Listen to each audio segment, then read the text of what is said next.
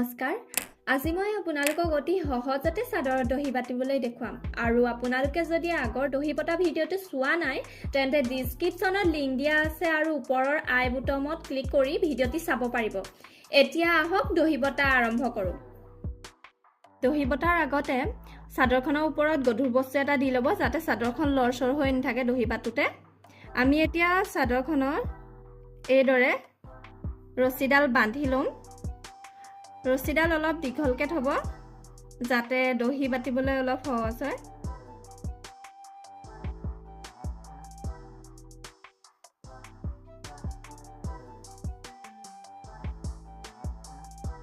দুটা বা তিনটা গাঁঠি দি দিছো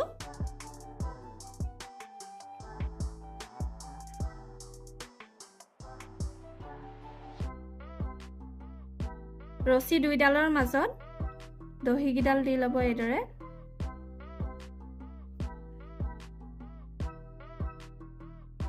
তাৰপিছত দুটা বা তিনটা গাঁঠি দিব কিন্তু প্ৰথম গাঁঠিটো অলপ টানকে দিব তেতিয়া খুল খাই নাযায়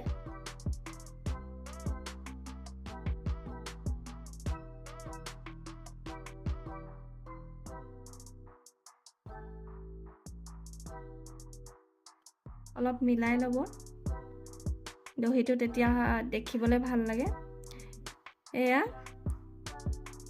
ৰছী দুইডালৰ মাজত এইদৰে ৰছীখিনি হুটাখিনি গুটাই লব তাৰ পাছত তলৰ ৰছীডাল এইদৰে আঙুলি এটা হুমুৱাই ওপৰ ফালদি নি আঙুলিটো উলিয়াই ৰছীডাল হুমুৱাই দিব আৰু টানি দিব নিজৰ গা ফালে টানি দিব ইয়াত দুটাও দিব পাৰে নিজৰ মতে তিনটাও দিব পাৰে মই দুটা দিছো আকৌ একেদৰে এই ওপৰ ৰছীডালো দহি সূতাখিনিৰ তল ফাল দি আঙুলিটো আনি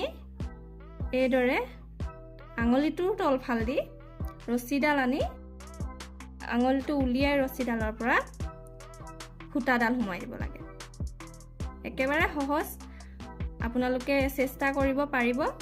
আৰু ভিডিঅটো ভালকে চাব দুবাৰ তিনিবাৰ তেতিয়া পাৰিব আপোনালোকে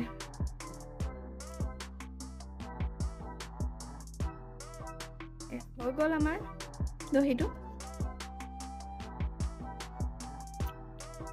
বাহিৰত থকা সূতাখিনি কাটি দিলো এইখিনি এইদৰে খনিয়াই পেলানি মিলাই কাটিবও পাৰে আপোনালোকে মই এইদৰে কাটি দিছো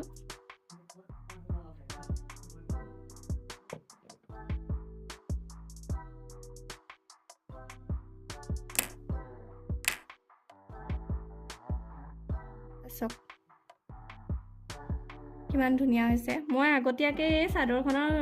দহি বাটিয়ে ললো মাত্ৰ এটা দহিহে আপোনালোকক দেখুৱাইছো